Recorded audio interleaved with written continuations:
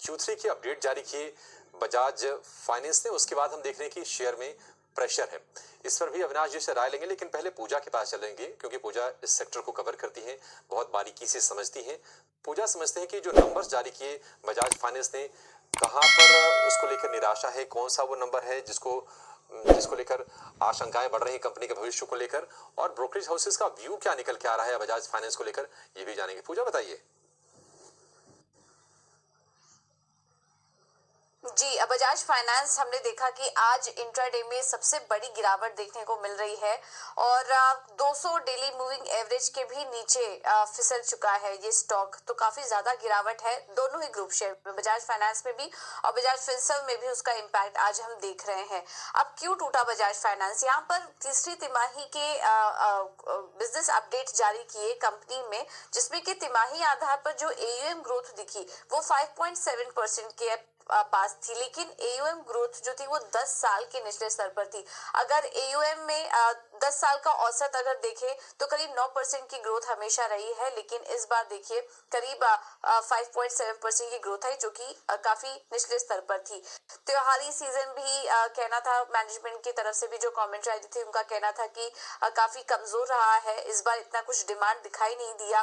Loan growth 7% से घटकर 6% हो चुकी है तिमाही दर तिमाही, और नए ग्राहकों में भी जो एडिशन हुए हैं उसकी भी ग्रोथ धीमी ही देखने को मिली। अगर वैल्यूएशन के लिहाज से भी बात करेंगे तो सबसे महंगी एनबीएफसी बजाज फाइनेंस बताई जा रही है। अब ये जो अपडेट जारी किए हैं उसके बाद ब्रोकरेज हाउस की भी जो रिपोर्ट आई वो भी नेगेटिव ही थी। बिकवाली की राय बरकरार रखी हुई है सीएलए से, और जो लक्ष्य है वो 6,000 प्रति शेयर का वो देख रहे हैं, यानी कि मौजूदा स्तर से करीब करीब 100 अंक नीचे का लक्ष्य यहाँ पर दिया है। और आज ही हम देख रहे हैं कि उन लेवल्स के आसपास ही स्टॉक कारोबार भी कर रहा है। और इनका ये भी कहना था कि त्योहारी सीजन के बावजूद लोन ग्रोथ काफी कमजोर नजर आई थी, जो कि एक बड़ा नेगेटिव था, और 5.7 के दर से एयूएम ग्रोथ काफी कम नजर आ रही है। तो ब्रोकरेज हाउस को भी पसंद नहीं आए अपडेट्स, और हम देख रहे हैं नंबर्स में भी कमजोरी देखने को मिली, और इसी का रिएक्शन आज प्राइस में भी देखा जा रहा है।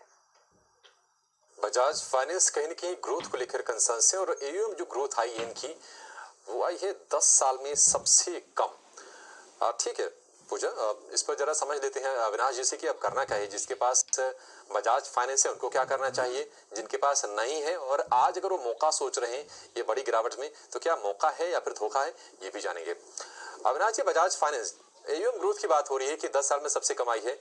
अविनाश जी, दो चीजें हैं, एक तो जब बेस बड़ा होता है तो जाहिर सी बात है कंपनी उसी बेस पर लगातार उसी परसेंटेज टर्म्स में ग्रो करे, शायद ये मुमकिन हो नहीं पाता है, जैसे कि मेरी समझ कहती है। दूसरी तरफ ये हो रहा है कि इस स्पेस में कंपटीशन बढ़ रहा है, अब वो एक चैलेंज जरूर कंपनी के लिए पोज कर रहा है। आप अभी कैसे देख रहे हैं बजाज फाइनेंस को? क्या आपको लगता है कि ये बहुत बड़ा कंसर्न नहीं है, थोड़ा ओवर रिएक्शन स्टॉक में आ जा रहा है और सही अपॉर्चुनिटी हो सकती है, या फिर अभी दूर रहे, थोड़ा सा स्टॉक को सेटल हो जाने दें? अभिषेक, आपने सही कहा कि देखिए जब कंपनी की एसेट बेस बढ़ती है तभी परसेंटेज जो नंबर होता है वो ऑब्वियसली कम मात्रा में बढ़ता है। और लोगों ने पिछले 10 साल में देखा है कि बजाज फाइनेंस का ग्रोथ मार्केट के ग्रोथ से काफी सिग्निफिकेंट था, तभी बेस छोटा था। लेकिन अभी बेस बड़ा है तो ऑब्वियसली जो इंक्रीमेंटल एसेट एयूएम का जो ग्रोथ है वो कम आया है, तो इसमें कोई चिंता की बात नहीं है। देखिए मुझे लग रहा है कि अभी भी अगर कंज्यूमर फाइनेंस और कंज्यूमर ड्यूरेबल फाइनेंस की मार्केट की बात करें तो बहुत बड़ी अपॉर्चुनिटी है। हमको लग रहा है कि आने वाले 2-3 सालों में ग्रोथ का कोई प्रॉब्लम नहीं रहना चाहिए। और सबसे बड़ी बात एसेट क्वालिटी को अगर हम देखें तो बजाज फाइनेंस ने लगातार अपनी एसेट क्वालिटी बहुत ही स्ट्रॉन्ग तरीके से मेंटेन की है। फंडिंग की बात करें तो इन्होंने काफी पैसा क्यूआईपी से पहले ही रेज किया था, तो इनको अभी फंडिंग की जरूरत नहीं है। इनकी कैपिटल एडिक्वेसी लेवल्स भी काफी अच्छे हैं। तो मेरे ख्याल से जो गिरावट अभी आई है वो एक रिएक्शन है कि एयूएम ग्रोथ थोड़ा सा कम आ गया है। इसमें कोई चिंता की बात नहीं, क्योंकि overall absolute size of the loan book भी काफी अच्छी तरह से बढ़ा है।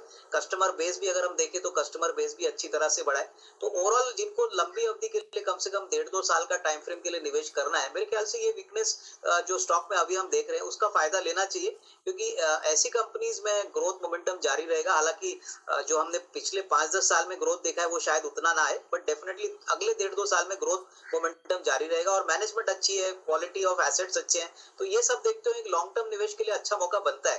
मेरे ख्याल से शॉर्ट टर्म ट्रेडर्स तो निकल जाएंगे, पर लॉन्गर टर्म के लिए पैसा मैं समझता हूँ 6,000 के करीब भी अगर ये स्टॉक मिलता है तो अच्छी खासी कमाई अपनी 1.5-2 साल